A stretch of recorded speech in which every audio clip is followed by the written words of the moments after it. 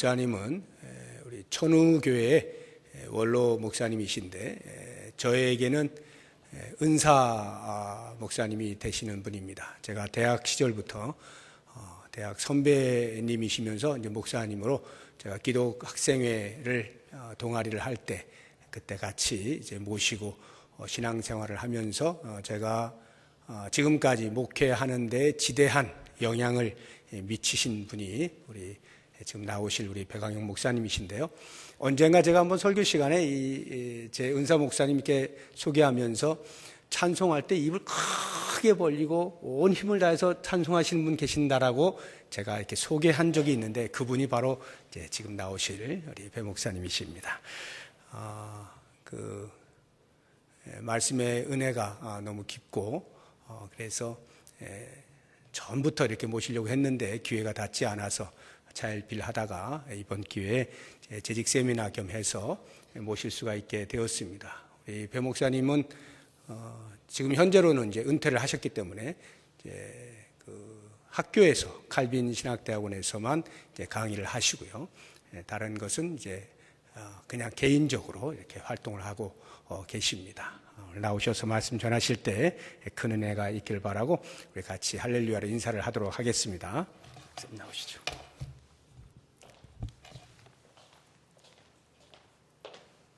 같이 인사하겠습니다. 할렐루야. 아멘, 아멘.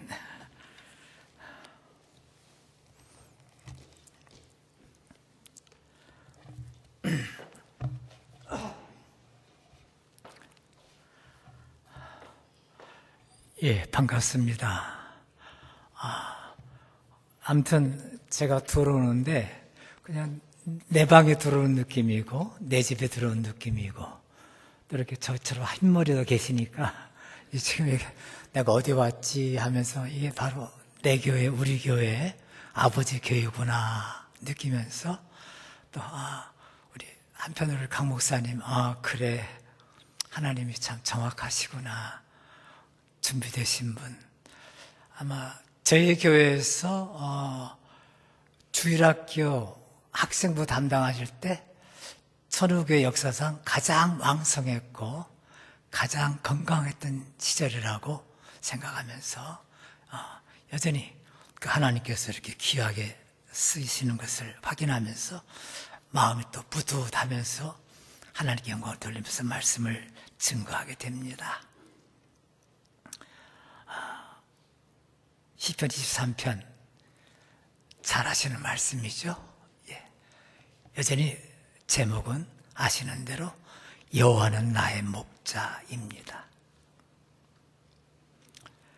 여호와는 나의 목자시니 내게 부족함이 없으리로다. 여호와 하나님은 어떤 분이신가? 유일신 오직 한 분 하나님이십니다. 사탄을 포함하여 다른 모든 것들은 영물들이며 피조물 드립니다. 다른 신은 하나도 없습니다. 하나님만이 인간을 다스리시며 역사와 우주 만물을 통치하십니다.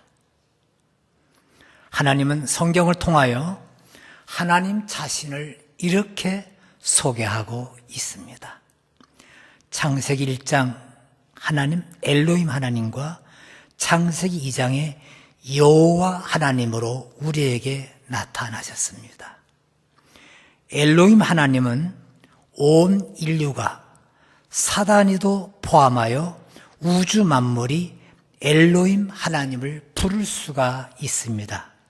그러나 여호와 하나님은 하나님이 부르신 자, 즉 성도들만이 부를 수 있습니다.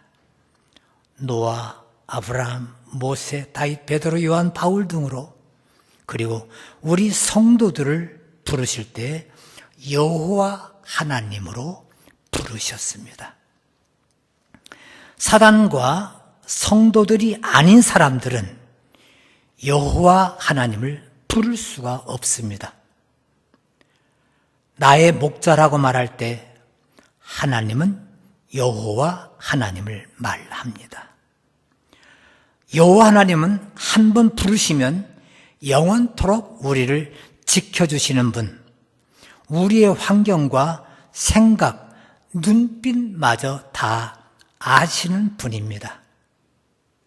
바로 이 여호와 하나님이 나의 목자라고 하셨으니 하나님은 우리들을 향하여 못 하실 것이 하나도 없으신 분입니다. 이 말은 지금도 우리 성도들을 향하여, 아니 바로 나를 향하여 일을 하시는데, 성경 66권의 모든 이적들이 지금도 나에게 임할 수 있다는 것이며, 지금도 내 안에 계셔서 우리와 함께 하시는 분입니다. 그 목자이신 여호와 하나님이 우리들에게 부족함이 없는 곳으로, 부족함이 없는 곳 바로 푸른 초장과 쉴만한 물가로 인도하신다고 말씀했습니다. 성도님들, 어디가 우리들에게 부족함이 없고 푸른 초장이며 쉴 만한 물가일까요? 답을 먼저 드리죠. 바로 하나님이 예비하신 천국, 하나님 나라가 푸른 초장이며 쉴 만한 물가입니다. 곧 우리들에게 부족함이 없는 곳입니다. 천국 말고는, 이 땅 위에는 푸른 초장, 쉴 만한 물가가 없습니다. 하나님 말고 인간으로부터 출발한 모든 것들은 진통제일 뿐이지 쉴 만한 물가, 푸른 초장이 아닙니다. 이것은 성경에서도 말할 뿐 아니라 인간 중심한 모든 학자들이 하나처럼 이 세상에는, 이 땅 위에는 푸른 초장, 쉴 만한 물가가 없다는 것입니다. 철학에서도 형이상학 문제로서 불가지론, 말할 수 없다는 것입니다. 문학에서도 이 땅의 문제는 해결이 없고 결과는 모순일 뿐이라는 것입니다. 그리고 종교에서도 이것을 운명팔자라 말해놓고 우리 인간은 모른다는 것입니다. 그런데 성경에 보면 이 땅에 살면서 천국 생활, 곧 푸른 초장과 쉴만한 물가에서 살았던 사람들이 있습니다. 잘 아시는 대로 노아, 에녹, 에브람, 모세, 다윗, 다니엘, 베드로, 요한, 바울 등입니다. 그리고 우리 신앙의 선조들을 보면 이 땅에 살면서 천국 생활을 한 사람들이 많이 있습니다. 노아의 방주가 바로 그곳입니다. 아브람과 롯 잘 아시죠? 재산이 많아져 분가할 때 아브라함은 롯에게 말합니다. 네가 우하면 나는 좌하고 네가 좌하면 난 우할 것이다. 이 아브라함의 고백은 무엇입니까? 하나님이 함께하는 곳만이 내가 있을 곳이지, 하나님이 가게 하면 그곳만이 내가 머물 곳이라는 것입니다. 잘 아시는 베드로, 내가 어떻게 예수님처럼 십자가에 함께 죽을 수가 있습니까? 나를 거꾸로 매달아 죽이소서. 베드로가 무엇을 보았길래 그 죽음 앞에서 자신 있게 고백했을까요? 그것은 바로 천국, 우리들이 있을 곳을 보았기 때문인 것입니다. 다니엘 사자굴 속에 들어가죠? 사자굴 속에 들어갈 때 다니엘의 모습은 어땠죠? 제가 눈을 감아보니 다니엘이 활짝 웃고 있습니다. 왜 웃을까요? 얘들아, 나는 너희들 덕분에 내가 그렇게 가고 싶은 곳, 내가 그렇게 보고 싶은 곳, 너희들이 나를 보내주니 나는 감사할 수밖에 없다. 이게 바로 다니엘의 모습인 것입니다. 그런데 오늘 본문은 바로 그 천국 생활, 푸른 초장, 쉴만한 물가의 삶은 이러한 것이라고 말해주고 있습니다. 바로 그것은 어느 곳 무엇일까요? 그 답이 바로 3절에 있습니다.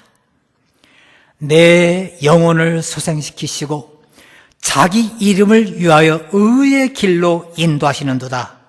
곧 우리들의 생명들이 살아나는 곳, 그리고 하나님의 이름이 있는 곳, 바로 이것이 천국 생활이며 부족함이 없는 곳이라 곧 쉴만한 물가라는 것입니다.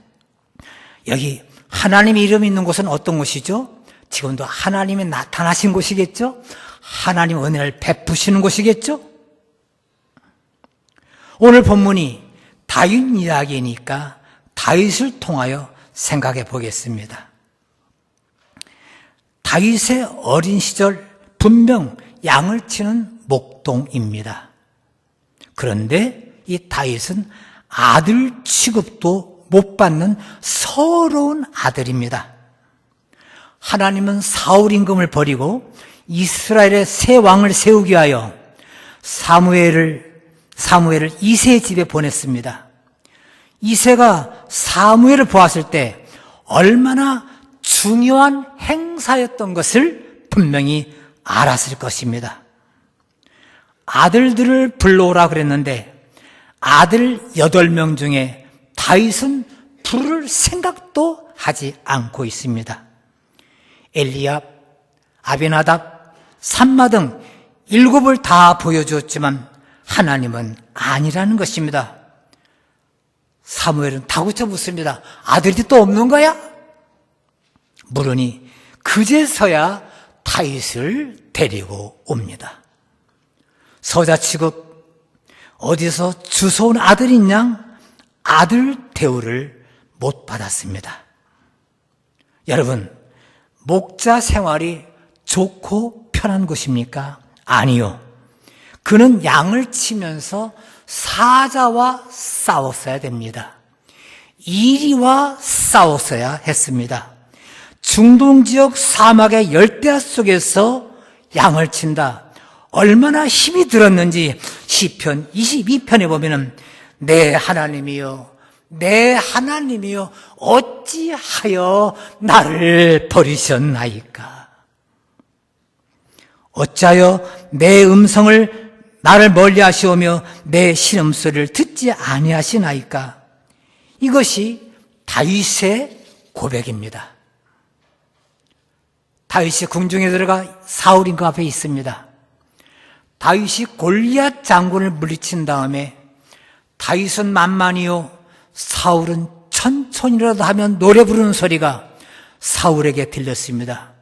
그 이후로 사울은 다윗을 죽이려고 하고 있습니다.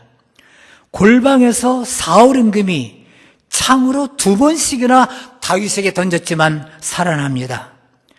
그 이후 다윗의 생활은 쫓기는 생활입니다. 이렇게 목동 시절서부터 사울에게 쫓기는 생활까지 하면은 적어도 30여 년이 되었을 것입니다. 그때 상황을 시편 다윗의 고백을 통하여 들어본다면 32편 4절 주의 손이 주하여로 나를 누르시오니 내 진액이 빠져서 여름 가뭄에 마름 같으니이다. 시편 102편에 보면은 이렇게 말씀하고 있습니다. 나의 괴로운 날에 주의 얼굴을 내게서 숨기지 마소서. 주의 귀를 내게 기울이사 내가 부르짖는 날에 속히 내게 응답하소서. 내 날이 연기같이 소멸하며 내 뼈가 숯같이 탔음이니이다. 내가 음식 먹기도 잊었으므로 내 마음이 풀같이 시들고 말라 버렸사오며 나의 탄식 소리로 말미암아 나의 살이 뼈에 붙었나이다. 나는 광야의 올빼미 같고 황폐한 곳에 부엉이같이 되었사오며 내가 밤을 새우니 지붕 위에 의로운 참새 같으니이다.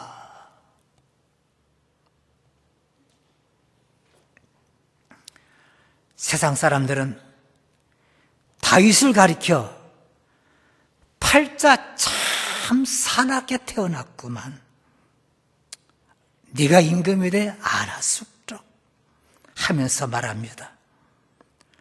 다윗은 저주받은 사람처럼 취급받았습니다. 자, 다윗의 이런 생활을, 바로 이런 생활을 하나님이 이름이 있는 곳, 하나님의 은혜가 머문 곳, 생명이 살아나는 푸른 초장, 쉴 만한 물가라고 말할 수 있겠습니까? 예, 그렇습니다. 하나님은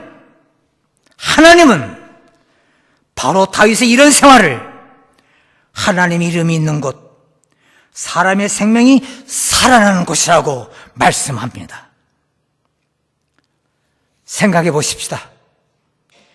다윗이 목동 시절에 얼마나 힘이 들었으면 하나님이여 어찌하여 나를 버리셨나이까 이렇게 질문했을 때 하나님은 다윗에게 대답합니다. 다윗아, 네가 사자와 싸울 때 네가 이겼니? 내가 이기게 했니? 네가 이리와 싸울 때 어떻게 네가 승리했지? 그 양들이 그 독풀을 먹었을 때 어떻게 죽지 않고 살아났지? 다윗이 하나님께 묻는 순간 하나님 음성을 듣습니다. 예, 그렇습니다. 그때도 하나님이 나와 함께 계셨군요.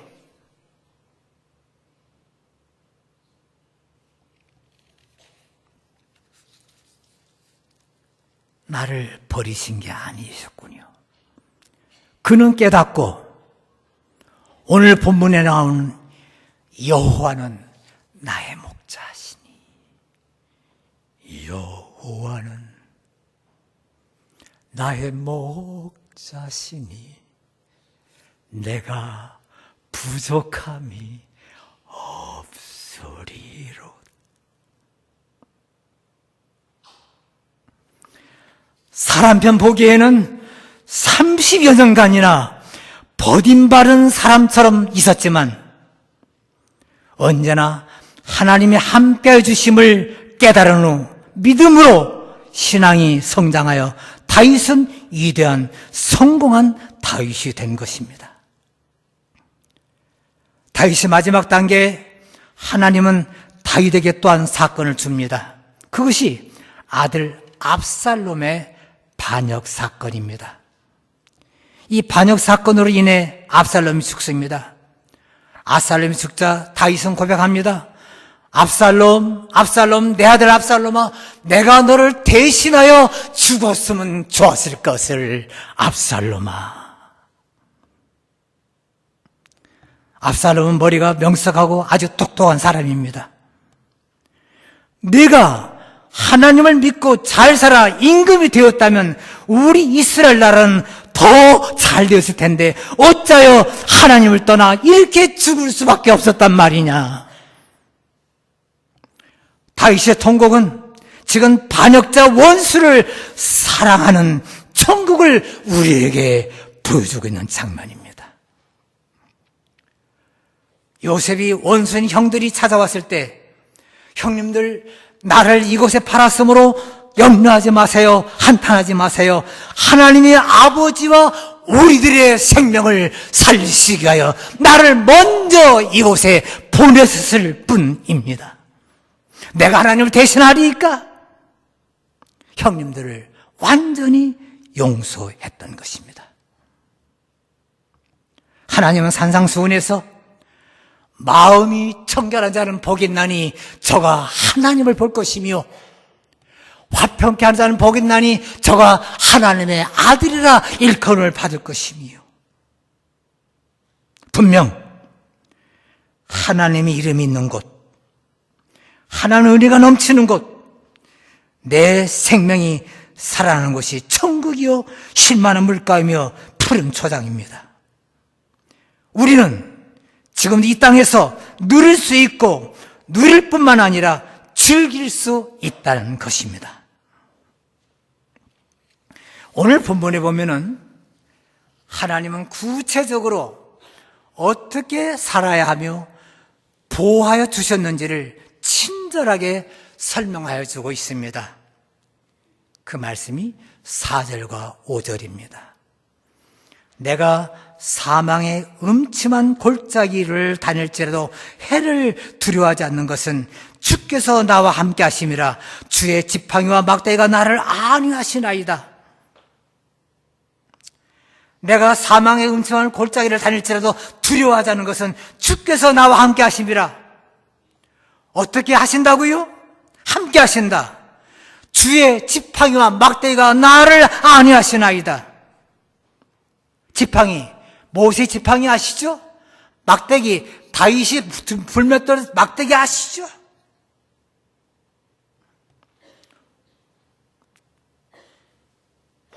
지팡이 모세, 호렙산에서 모세야, 모세야 하나님을 불렀습니다. 그때 모세는 지팡이를 들고 있었습니다. 얘야, 내가 서른 지팡이를 땅에 놓아라. 놓았더니 뱀이 됩니다. 이어서 말씀합니다. 얘야, 꼬리를 잡아라. 성도님들, 뱀의 꼬리를 잡으면 모세는 죽는 날입니다. 뱀을 잡으려면 머리를 잡아야만이 되는 것은 온 우리가 상식으로 알고 있습니다. 근데 꼬리를 잡으라는 것입니다. 모세는 하나님 말씀대로 꼬리를 잡았습니다. 다시 지팡이가 되었습니다. 막대기, 다윗이 물팔매질을 잘합니다. 다윗이던 지팡이로, 막대기로, 물팔매로 골리앗을 쳐서 죽였습니다. 그렇습니다. 상식적으로 말할 때 여기서 바로 하나님 말씀대로 하였더니 그들은 이겼고 하나님 말씀을 된 것입니다. 욥은 전무후무한 고통의 상징인 사람입니다. 그가 이겼습니다. 어떻게 이겼죠? 욥기 6장 10절입니다. 내가 그칠 줄 모르는 고통 가운데서 기뻐하는 것은 내가 거룩하신 말씀을 거역하지 아니하였습니다. 말씀이 욥을 이기게 했습니다. 하나님은 우리 인간들에게 말씀해 놓고 무조건 순종해 강요하지 않았습니다. 말씀으로 친절하게 우리의 길을 안내하신 것입니다. 하나님 말씀은 우리 인생의 나침판입니다. 나침판 아시죠? 하나님이 저에게 경험을 주셨습니다. 영국 욕에서 네덜란드 람스테르간드 큰 호텔 같은 배를 타고 가고 있습니다. 한 중간에 섰을 때 갑판 위로 올라갑니다. 땅에서 탈 때는 호텔 같은 큰 배였는데 갑판 위에 올라가니 진짜 그대로 일여편주 넓은 들에 한 잎사귀뿐이었습니다. 동서남북을 보니 다 수평선, 다 자르고 그냥 운동장뿐입니다. 이 배가 어디로 가지? 그때 나침판, 이 배가 나침판이 없었다면 어디로 갈까? 목적지로 갈 수가 없는 것입니다. 성도님들, 우리 인간은 인생의 나침판이 없이 어디로 가야 한다는 것입니까? 그 나침판 성경 말씀이 우리를 사망의 음침한 골짜기에서도 원수들 앞에서도 구체적으로 우리를 인도하시고 계시다는 것입니다. 나침판 성경 말씀대로 살면 우리는 어디로 가고 있을까요? 그건 천국입니다. 바로 천국이 진짜인 것을 알게 하기 위하여 살아있는 동안에 우리들에게 미리 보여주시는 삶이 바로 이 현실에서 이 땅 위에서 있게 되는 것입니다. 그 말씀이 바로 본문 5절 말씀이 되겠습니다. 주께서 내 원수의 목전에서 내게 상을 차려주시고 기름을 내 머리에 부으셨으니 내 잔이 넘치나이다. 성도님들, 뭐 이 말씀 하라면은 며칠 가도 시간이 모자라죠. 성경에 나오는 인물들 중에서 하나님께 칭찬받는 인물들이 있습니다. 그런데 이들의 그들의 인생 중반 이후에 한 50여 년 동안의 생활을 지금 상상해 보십시오.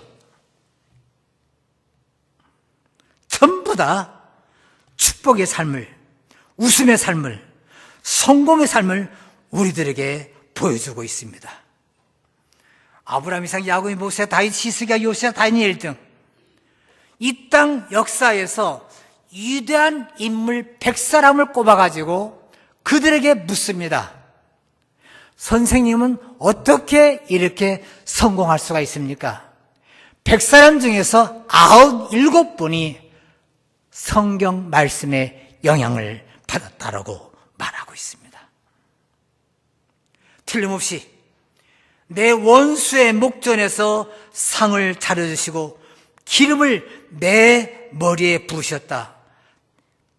분명히 하나님이 나에게 주시는 것을 알게 하기 위함인 것입니다. 이러한 삶을 체험한 믿음의 선조들은 다들 이렇게 고백했습니다. 이 삶을 체험한 다윗도 이렇게 고백했습니다. 그 고백이 본문 6절입니다. 내 평생에 선하심과 인자심이 반드시 나를 따르리니 내가 여호와의 집에 영원히 거하리로다. 성도님들, 살아생전에 이러한 고백이 나에게 있어야 될까요? 없어도 될까요? 예, 있어야 됩니다. 여호와는 나의 목자시니 내가 부족함이 없으리로다.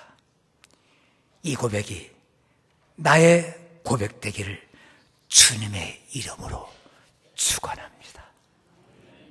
하나님 아버지,